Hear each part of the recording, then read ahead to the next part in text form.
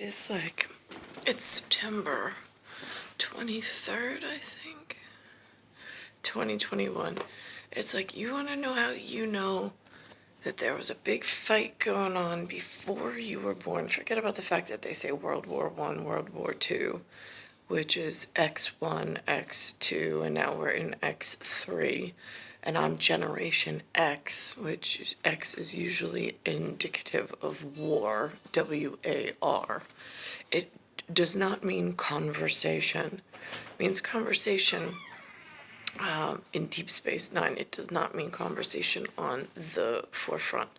But I was sitting here, and all of a sudden, two things happened. One was Popeye came on this morning, and then this sheriff's announcement from like the 60s, where it says, "Notice for the peace of the valley, the Weavers and Matthews are hereby notified to settle their feud by a rooster fight to be held at Higgins' barn.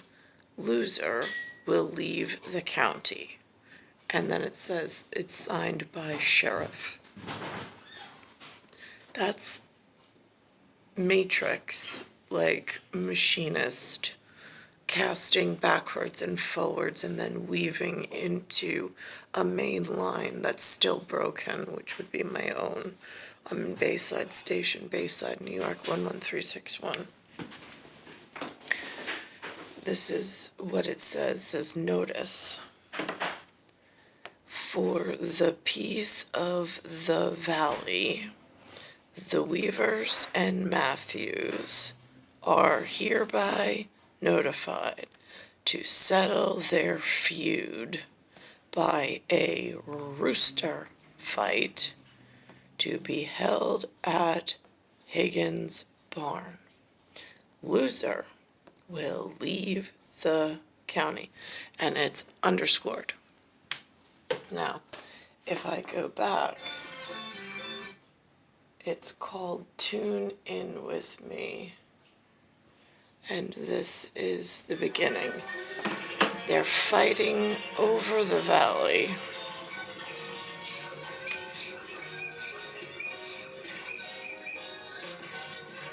And the engine keeps coming undone.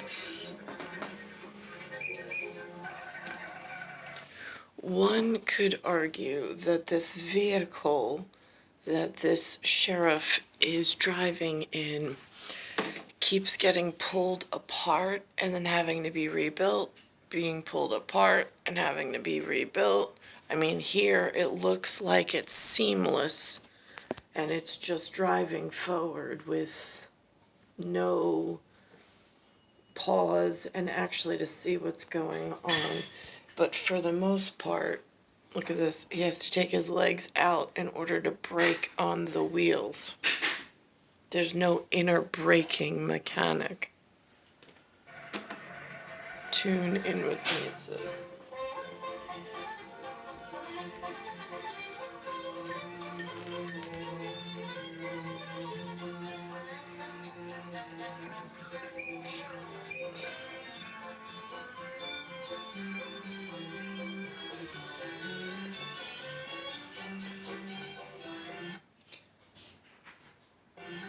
Now, it's season 1, episode 39.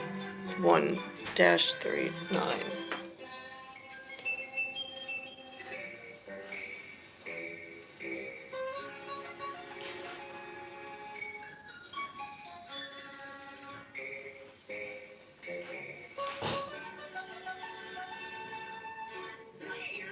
Get out door, Red Rooster. We're gonna beat them, Weaver.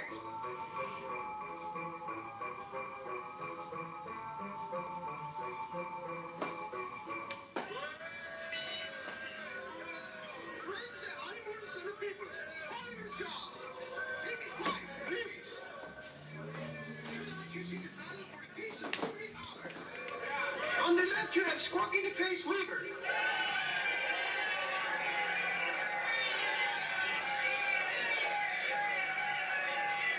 On the right, Crop from the Watt Matthews.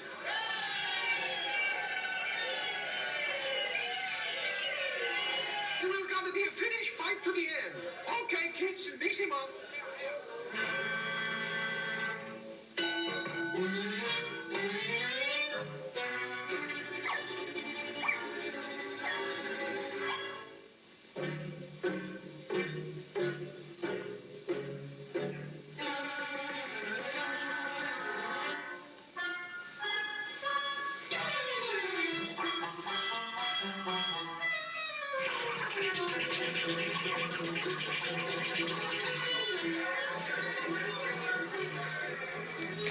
It seems like the same fight's been going on for a while, and I really don't see anybody getting anywhere in usefulness and things getting better.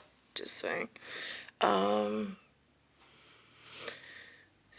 Interestingly enough, I know this is an important point. I was having a memory this morning about Erik. There was this gentleman, Erik, from the World Ronkonkoma gym, who always wore a hat, but had like my favorite length of hair. And he would walk on the treadmill or the elliptical while I was on the elliptical, when I would be there randomly. And then I wound up on, I think it was Match. There's something with eHarmony, but that got confusing. And then there's something on Match.com. And then the car was totally different. And he was wearing, he said he had shaved his head. This gentleman that came in like the first 5 minutes that I met him. And I'm going, you shaved your head now.